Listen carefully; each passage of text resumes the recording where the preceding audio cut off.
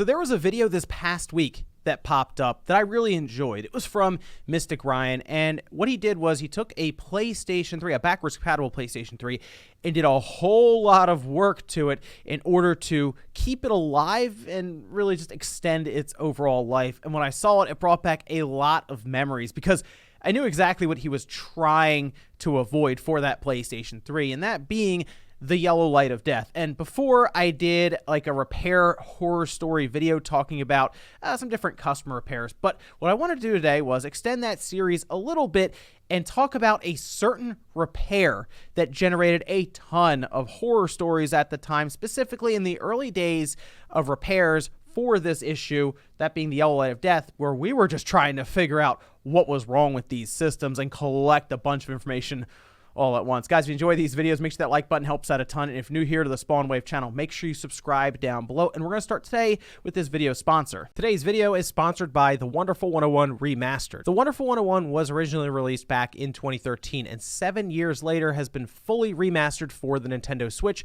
PlayStation 4, and Steam as The Wonderful 101 Remastered. In The Wonderful 101, you control 100 superheroes at once and take on evil invaders across the planet using unique skills known as Unite Morphs. The Unite Morph system is really interesting, having you draw different shapes to switch between swords, whips, hammers, and more, keeping the gameplay fresh and fun. With a ton of missions taking you all around the world and even a shared co-op mode allowing 4 players to play at once, the Wonderful 101 Remastered is a ton of fun to enjoy alone or with friends. On November 30th, the Wonder Size Cadet demo was released, giving you the chance to play the prologue in all of Operation 001, totaling about 2 hours of gameplay with access to the hidden character Wonder Bayonetta. Now, Wonder Bayonetta is part of the full game and is pretty difficult to unlock, but you can play as her immediately in the demo. Your save data from the demo will even carry over to the full game, so you can continue your adventure right away. Check out the link below in the description and take advantage of a big sale currently going on for the Wonderful 101 Remastered and get started with the Wonder Cadet demo today on the Nintendo Switch, PlayStation 4, and Steam. Thanks to the Wonderful 101 Remaster for sponsoring today's video. So when I started doing console repairs, it was late 2009, so the PS3 and the Xbox 360 and the Wii generation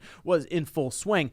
But that also meant that the PS3 was still fairly expensive, and there was an issue that was really starting to pop up all of a sudden, and that was called the yellow light of death. See, we had the red ring of death on the Xbox 360 side, and it got to the point where Microsoft was just offering repairs for like 3 years from your purchase on, and you would just send them your system and they would send you another one back. And trust me, I heard from a lot of people they didn't even want to do that anymore because they did it like 3 times. The 360 would just keep breaking down. But the yellow light started to gain a lot of traction. I actually started to see it come in more and more and more. And what the yellow light of death is, well, it's a general hardware failure. Basically, it means that the system cannot post. At some point, from turning it on to when it's supposed to start displaying video on screen and you just go on playing your games, there was an issue with startup. It flashed a yellow light and then it started to blink red and essentially shut down. And there was a couple of forums that I would go to where people who, I guess, just had repair shops would kind of go to and post different experiences and solutions they found around error codes at the time for the Xbox 360. Because on the 360 side, if a red ring came in, you could like hold the sync button down and press the eject button 4 times, and it would spit back an error code that you could then go and look up and try to match up with what the problem is. Now, later on, Microsoft would even have error codes display on screen, like E74 and E68 and all of this. But there was a way to just see what the problem is, or at least get a general idea. The yellow light of death didn't give you any of that. So as soon as these started to come in, I got to the point where I was like, wow, I'm going to have to really look into this and start figuring out why this is happening. So we go on this forum, we're all talking back and forth, and eventually the PlayStation 3 got its own section. And I went back and looked because we kept like online spreadsheets for some of these systems. And me personally, there were a couple other people there repairing.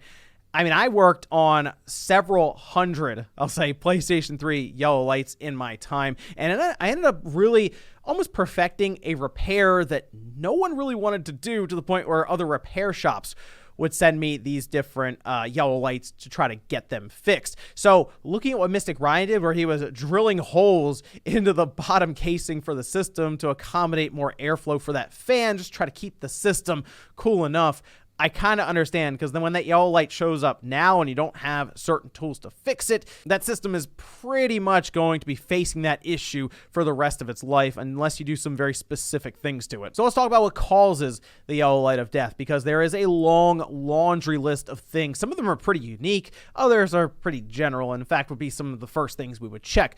For example, along the PlayStation 3 board, there are these NEC capacitors that were not good. Like, Sony put them there, I would have to assume, to save money, or who knows, maybe just technology advanced a bit better over time as these PS3s were out. But those capacitors would fail and eventually would not be able to provide enough power through to the GPU and the CPU. They were located all around them, and after they would start to act up and get the yellow light, we would work to replace those to see if that would fix it. Interestingly enough, heat would even bring these capacitors back to life for a little bit. So if there was someone who just wanted the save data off of their PlayStation 3, you could actually start to prep the board through heating it up just to get it ready for a reflow or a reball, and it would come alive long enough to back everything up to a USB stick. Now, if the capacitors weren't an issue, we would then move on to things like the RSX, that being the GPU on the board.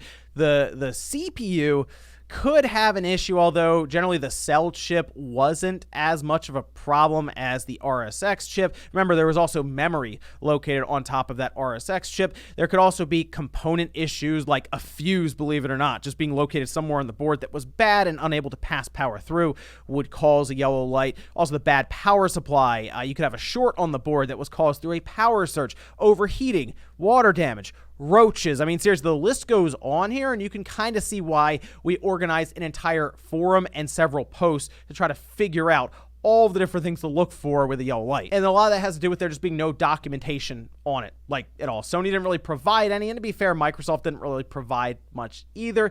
They tried to provide some around the error codes, but the only way we could really try to figure out and narrow down the problem with that yellow light was the length of time it took for the yellow light to show up. I'm not kidding. When you would turn it on, there was a length of time where the system is attempting to post, and while we can't see where it is in its post process, we would typically know that the GPU would be on the back end of the post process, and just the overall power cycle would be at the start. So if you would turn the system on, and you would get a yellow light and red blinking light immediately, like we're talking like a quarter of a second or something, you would more start to look towards the power side of things that could have to do with those capacitors. But if it takes longer, you would look towards something like the GPU. That's pretty much what we were left with when trying to figure this out. So you might be wondering, what exactly did I do to try to get this figured out along with everyone else?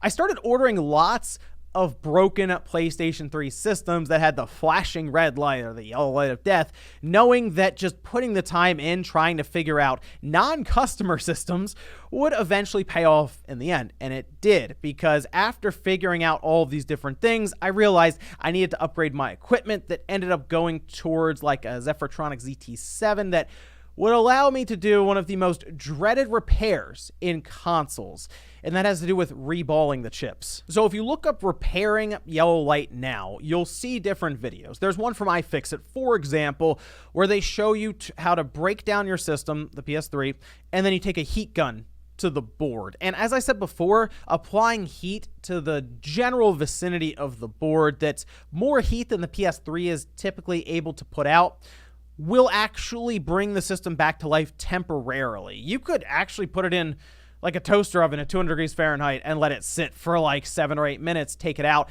and it might stay on long enough to back your data up. Seriously. But what they showed was a heat gun method that's very popular with the Xbox 360. And the idea is you're loosening the solder balls underneath of those chips, which more or less seems to focus around that RSX, the GPU. And at that point, you'll have a better connection between the chip and the board that may have been damaged in just overall use and wear and tear of the system.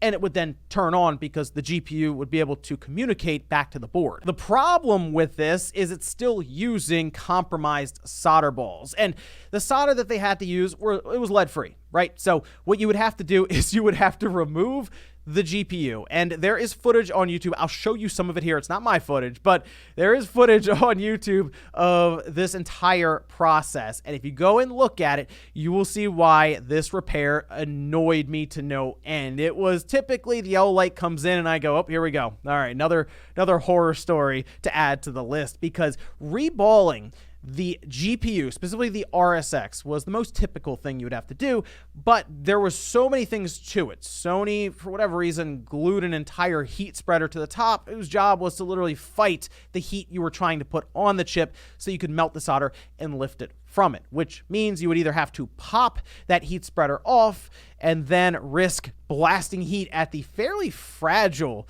RAM chips on top of that GPU, or leave it on and up the temperature even further, which could then risk delamination to the board. Like I said, there were a lot of problems that really put it into effect of, okay, we got to put something on this waiver that says, look, nothing's guaranteed, because the PS3 yellow light is extremely frustrating. That said, reballing a system, especially like an older first generation fully backwards compatible PS3, and it's successful and it works well, it's very satisfying. Like the system itself, after reballing and replacing all of that old solder that's 5, 6, 7 years, as you went along there, it would run so much better. The fan would be quiet, usually be pretty loud, but replacing those different solder balls underneath that would have some to do with temperature sensing and all this, it would just be a really well-running system. And it was really cool to be like, yeah, your system's completely reballed now with leaded solder. You shouldn't really be having many issues here going forward on the GPU side. But you may have realized I mentioned that water damage and roaches could also cause the yellow light, and I saw that a lot, mostly because the PlayStation 3 would generate a lot of heat and it would pull in a lot of air. The older ones used a ton of power through that power supply, and roaches would typically run to heat sources. Specifically, they would seek shelter inside of the PlayStation 3, and there were times where I would open a PS3 that was yellow lit, the person wouldn't say anything to me, and it's like a roach's nest inside of that thing, and it was bad. And I'm like, yep, well, that makes sense why there's a yellow light, because they would crawl inside the power supply and destroy the power supply. Now you replace the power supply and it would be fine, but you had to wade through a ton of roaches, and that was not fun. The other thing was water damage, and I saw a lot of it. There were ones where people had put the PS3 in their backpack and like shower gel spilled all over it, or somehow it ended up in the pool in the backyard, angry girlfriend, who knows, right? But these are just stories that I've heard and been through in the past with these repairs. Now, something else that Ryan did in his video was he repasted the GPU and the CPU, and those are kind of hold your breath moments, because getting those heat spreaders off can lead to damaging those chips. So it was pretty cool to see him do that, no problem there, and get that pasted back up, because you will have a better connection between the heat spreader and the die itself on those chips, with the cell being the hottest one on that board. It generated a ton of heat, but the RSX did house RAM chips as well, which was a strange decision by Sony to do, but they split those RAM pools, so I guess they figured, throw it on the GPU. It'll make latency and all of this between the RAM and the GPU much lower. It just made things a bit more difficult and went to repair these things. So eventually I got to a point where I was just overrun with yellow lights, and no one else was really that comfortable doing reballs on their own. And the biggest thing I ran into was, as I was doing these more and more, other repair shops would actually send me their systems in bulk to reball. Like, it got to the point where my job was to go in and just work on reballing yellow lights constantly. And a lot of them were backwards compatible systems, but as I got it down to a science, my services became more and more required there. And while the yellow light was a whole frustrating thing to deal with, it was pretty cool to see all the information come together from a bunch of different places, where everyone was trying to figure out what could be wrong, sharing info as to what fixed it for them and what fixed it for us over here. And it ended up just piling up information for people now who maybe need to go back and check out, okay, what would fix this yellow light? Not necessarily a heat gun every time, by the way, but let me know what you guys think about this one, because out of all the repairs I would have to do, the yellow light was the one that generated the most horror stories overall when it came to spending hours and hours at times on one customer's system. Thanks guys for watching, and I'll see you next time.